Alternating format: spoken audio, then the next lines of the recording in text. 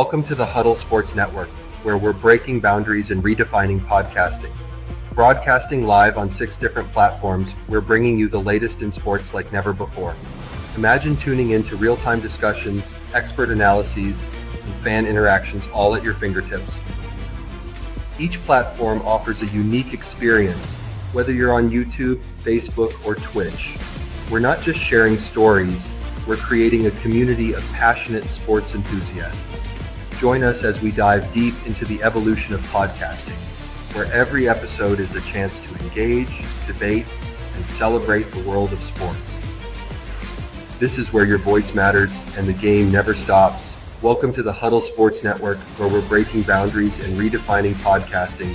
Broadcasting live on 6 different platforms, we're bringing you the latest in sports like never before, where sports passion meets podcasting brilliance.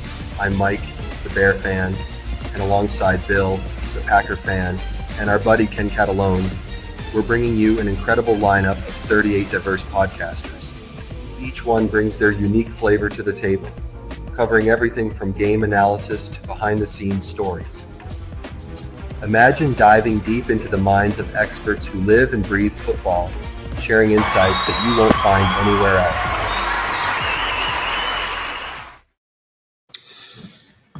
Hey there, guys. Welcome to another episode of the Michigan Sports Truth Podcast on the Huddle Sports Network. I'm Taylor Phillips. Of course, you can follow the show on X, Instagram, Threads, and TikTok at Michigan_Truth, and like its Facebook page. Subscribe to its YouTube channel at the Michigan Sports Truth Podcast. Like its videos and turn on all notifications on the bell icon, and click or tap on live to find its latest full episodes. And check out its shorts as well. Also follow it and listen to it in audio form on Spreaker and join its supporters club, only $2 a month.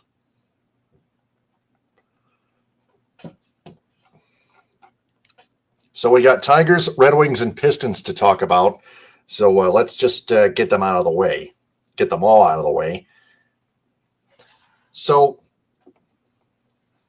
before I summarize the Tigers 10-8 start, I do have a question for all of you. Can the Tigers be contenders? Now, the Tigers have started off their regular season decently at 10-8, as I mentioned, even after losing 2 of 3 to the Milwaukee Brewers at American Family Field, and despite the injuries to Parker Meadows and Matt Beerling. And it's still the month of April. They stuck around in first place. They have stuck around in first place in the American League Central Division for quite a bit of time, and they're still in first in the AL Central after the Cleveland Guardians fell to a 9-8 record by getting crushed by the Orioles 9-1 in Baltimore. Now, before I answer the question, are the Tigers contenders in the AL Central, I want to break down how at least some of their players have fared thus far. Gleyber Torres, .308 batting average, 1 home run, 4 RBIs, 1 stolen base, and an .841 OPS. As we expected, his only home run thus far came in Game 2 of the regular season in LA against the defending World Series champion Dodgers. A couple positive surprises here.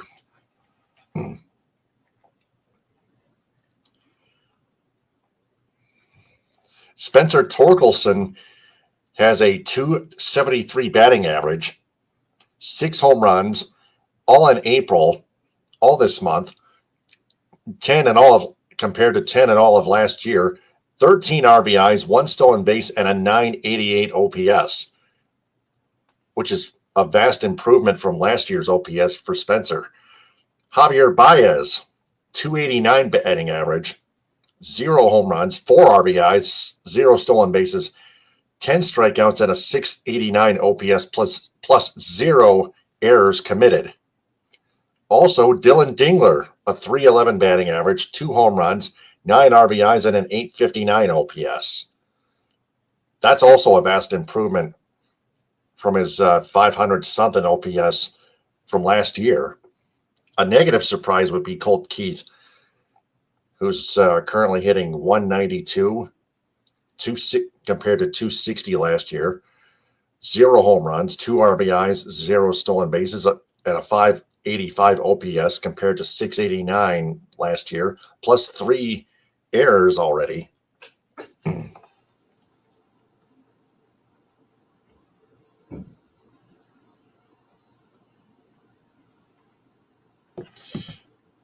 Now, Colt Keith has to, he really has to get it together. He really does. One comeback player I'd like to point out, Kerry Carpenter. After April 11th, he was hitting 195 with a 739 OPS. But after today, 268 batting average and an 871 OPS. So Kerry Carpenter was only getting warmed up. And speaking of getting warmed up, Riley Green, well, he's not getting warmed up yet, but Riley Green has been one of the fairly disappointing Tigers players. 206 batting average, 3 home runs, 5 RBIs, 636 OPS. His OPS was over 800 last season, 830 something. Trey Sweeney, 196 batting average, 1 home run, 7 RBIs, 601 OPS.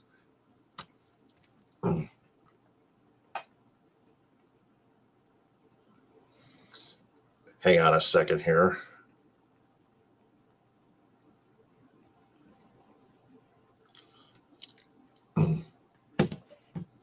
Now, a very disappointing Tiger that I like to point out, Ryan Kreidler. Oh, my God. 125 batting average, 119 last year. 0 home runs, 0 RBIs, a 301 OPS compared to a 369 OPS last year. Kreidler has been terrible in the major league level thus far. He's still young, but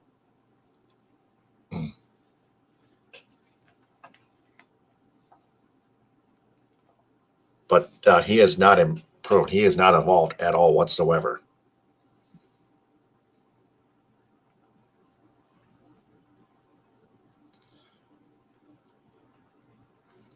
So to summarize the whole team in general, if I had to make an early prediction based on the start they have gotten off to thus far this regular season, I forgot about the pitching.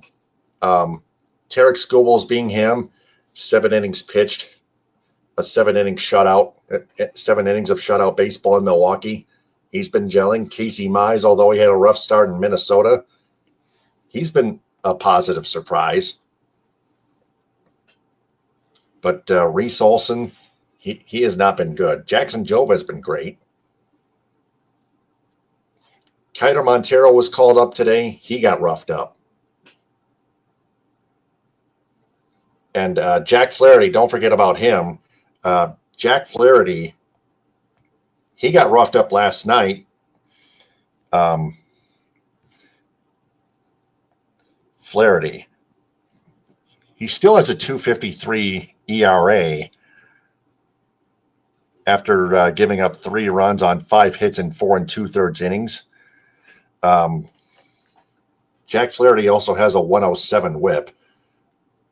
Or check that, 108 whip, 25 strikeouts in 21 1/3 innings pitched, a 1-1 record in 4 games, 4 starts thus far.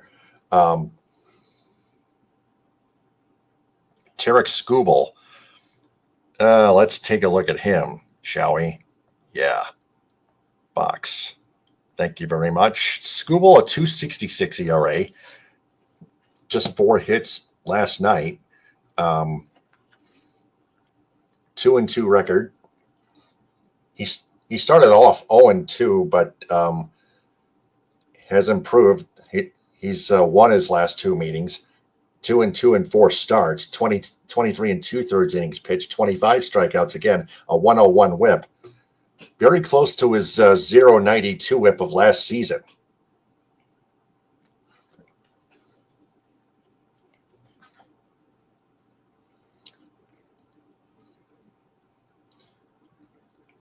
And Casey Mize has a 2.60 ERA. He's 2-1. Suffered his first loss in Minnesota. That was on my birthday, by the way. But he's got a 104 whip.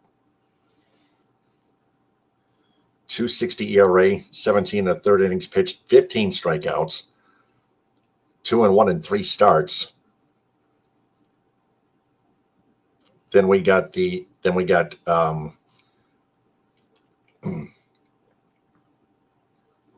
Jobe, 300 ERA, 1-0 in 3 starts, 15 innings pitched flat, 9 strikeouts, a 113 whip.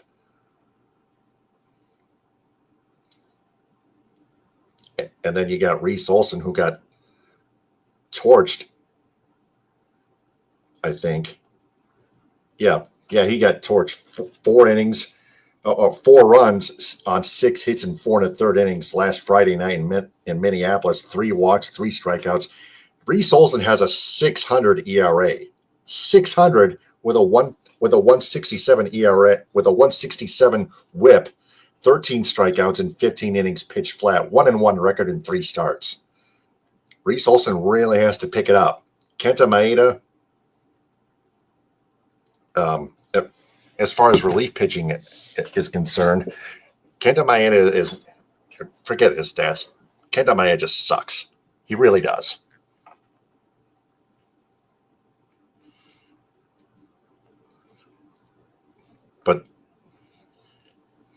But why would I not have fun beating a dead horse, right?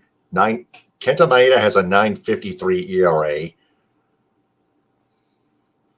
and a 194 whip. Ugh. Ah! My God. Tommy Canley,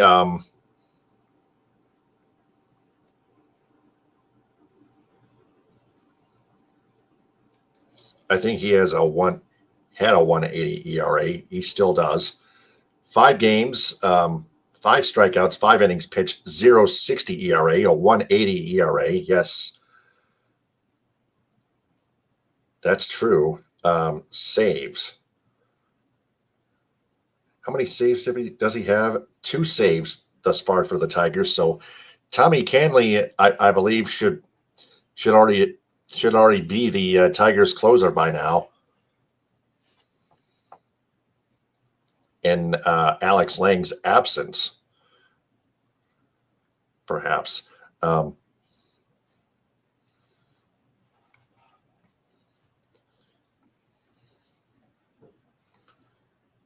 Taking a look at the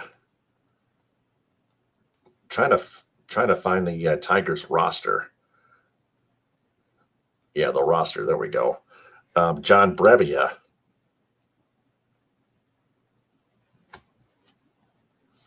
113 ERA, 0.63 whip in 8 innings pitched, 7 appearances, 7 strikeouts. Bo Brisky, 8.53 ERA, 158 whip, which is terrible. Not quite as terrible as Kenta Maeda's numbers, to say the least. Tyler Holton, very good numbers. 1-1 record, 7 appearances, 2.16 ERA, 8 and a third innings pitched, 8 strikeouts, 0.96 whip.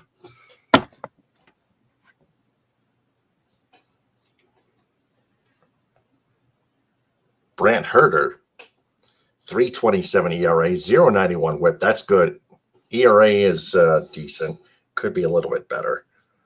0-0 record, 5 appearances, 11 innings pitched flat, 7 strikeouts. Let's see here. Kiner Montero, he has a 900 ERA as a starter, 180 whip. Oh, finally, Will Vest is the last reliever to look at here. 135 ERA and a 0.60 whip compared to 112 last year. To his 112 whip last year, 282 ERA last year. So Will Vest is making an improvement. Only time will tell. A lot of things can change, But right now, to summarize the whole team in general, if I had to make an early prediction based on the start they have gotten off to thus far this regular season, right now they look like playoff contenders, but this topic, let alone question about this, can be divided into 4 sub-questions. Number 1, can the Tigers contend for the MLB postseason again? Yes. Number 2, can the Tigers contend for the American League Central Division? Yes. It's a possibility they can take it. It's right now it's darn close, and it's still way too early to predict, to tell. But I'd say yes. Number 3, can the Tigers contend for the best record in the American League? It's a tight race again, but I think that I'm gonna say yes on this one. I'm gonna take the bold answer and say yes. But number 4, can the Tigers contend for a World Series championship, though? No, not quite. No, they still have to go through the Yankees, Texas Rangers, the Mets, Dodgers, Padres, and the Giants, who all have better records, but we'll keep a close eye on the Tigers and the rest of the standings down the road. Right now in the NL West, the Padres are 15-4, the Giants 13-5, and the world champion Dodgers are 13-6. The Yankees 11-7. The Mets are 11-7.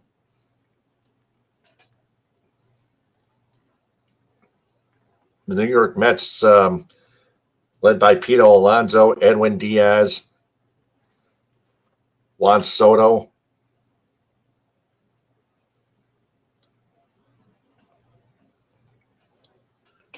and others, they're growing a set of balls. The Blue Jays are 11-8. They're showing me something. The Texas Rangers 11-7.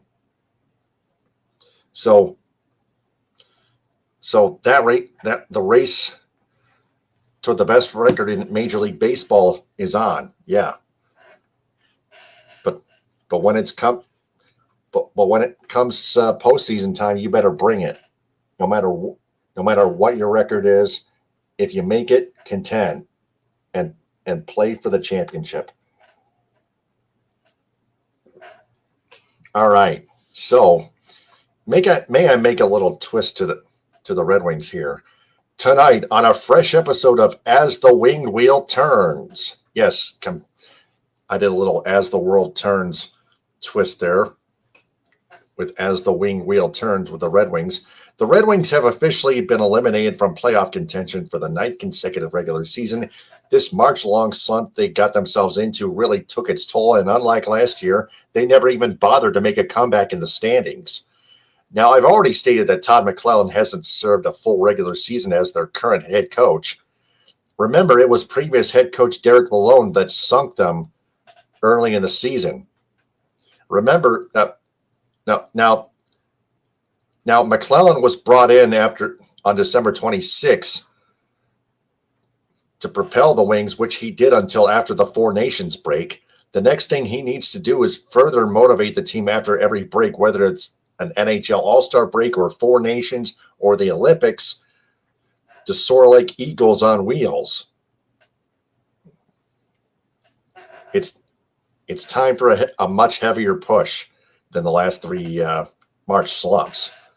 That's what he needs to prove. That's what McClellan needs to prove to lead his team to the Stanley Cup playoffs next season. Plus, they have to get rid of some dead weight, including Justin Hall, Ben Sherratt, Eric Gustafson, and Vladimir Tarasenko.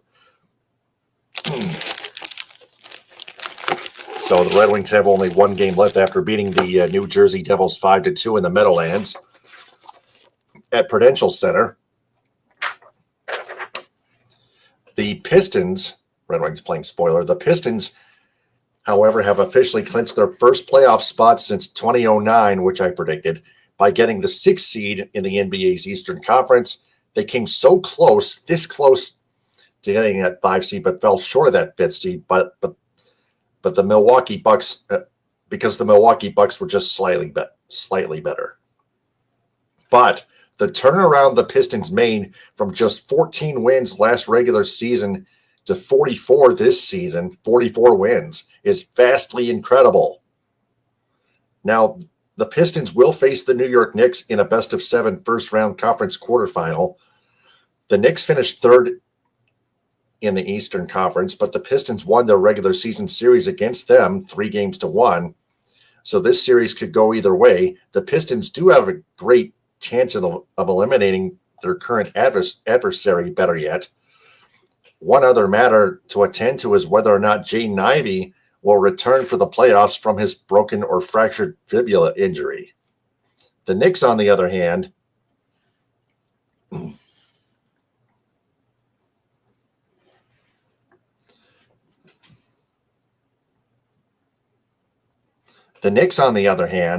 where was I?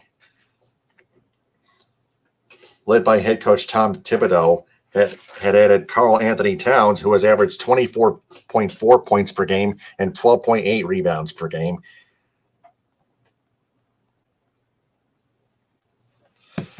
He and their other four starters, which are Jalen Brunson, Josh Hart, Mikal Bridges, and OG Anunoby, have played a lot of minutes because none of their bench players have stepped up much except for Miles McBride, who can play the X Factor role in this forthcoming playoff series. Brunson averaged 26.0 points per game during the regular season. Also, Bridges led the team in minutes played with 3,036.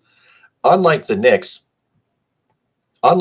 bench, however, the Pistons bench players have stepped up, including Malik Beasley, who can sink three bombs, sink three-point bombs. I like to call them three bombs. Sink threes.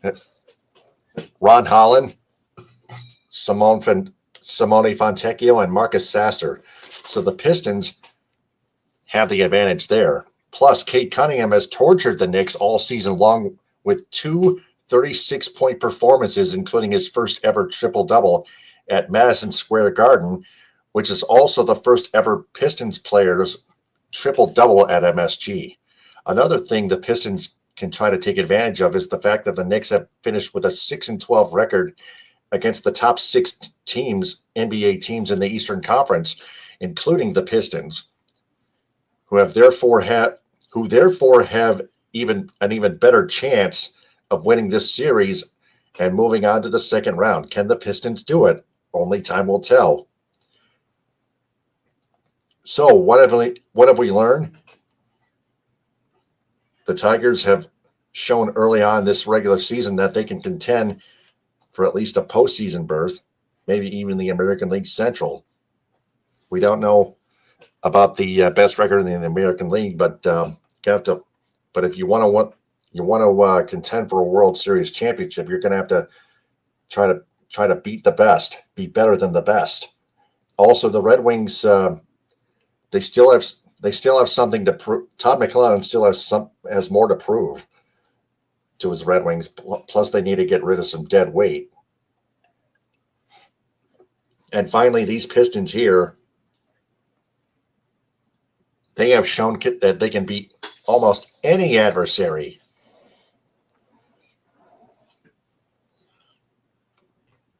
Including the Knicks. So that's all we've learned in this episode of the Michigan Sports Truth Podcast. I'm Taylor Phillips. Follow the Michigan Sports Truth Podcast on X, Instagram, Threads, and TikTok at Michigan_Truth, and like its Facebook page. Subscribe to its YouTube channel at the Michigan Sports Truth Podcast. Like its videos, turn on all notifications on the bell icon, and click or tap on live to find its latest full episodes. Also, check out its shorts videos. Follow it and listen to it in audio form on Spreaker. Also, join its supporters club. Find me on X, TikTok, Instagram, Threads, Blue Sky, and YouTube at DT2Phillips. Also, follow me on Twitch at DT2Phillips1984. Shoutouts go to Athletical Physical Therapy on Woodward and Ferndale. Athletical Physical Therapy. The B4 Foundation, Cadillac Grill, Cadillac Nutrition, Cadillac Horizon Bucks, Cops and Donuts. The Front Porch Suns Bay, Creative Embroidery, Cuts by Melanie in Lake City, which I just got my hair cut earlier today. The El Cilantro Taco Shop in Petoskey, Hooters of Saginaw, Flint, and Taylor, also in Toledo, Ohio. It's a Denise Jewelry in Lake City.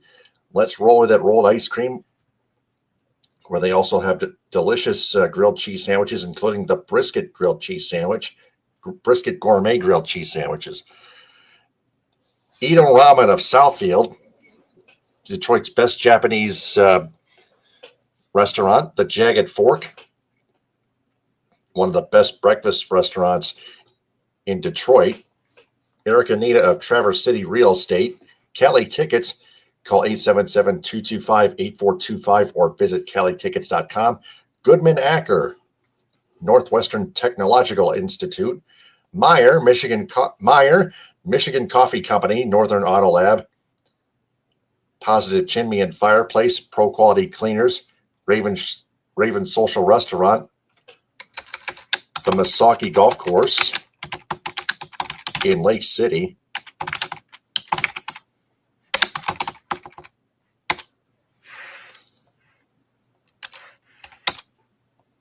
All right, there we go. Union Barber in Birmingham and Ferndale, United Food Service Solutions of Grand Ledge, Fletcher's Pub, Texas Corners in Kalamazoo, United Mobile Power Wash and Dry Ice Works in Southfield, J&H Family Stores, Alpine Chocolate House, Detroit Wing Company of Traverse City, the Michigan Theater of Jackson, Northville Sports Den, Simply Delightful, and Well-Being with Catherine Palms. The Michigan Sports Truth Podcast is a presentation of the Huddle Sports Network. I'll be back sometime a bit later on. Until then, this is Taylor Phillips signing off. But remember, I observe and detect the truth about Michigan sports because the truth is out there. Stay on the lookout. Ta-ta, hit him with a hind. So long, everyone.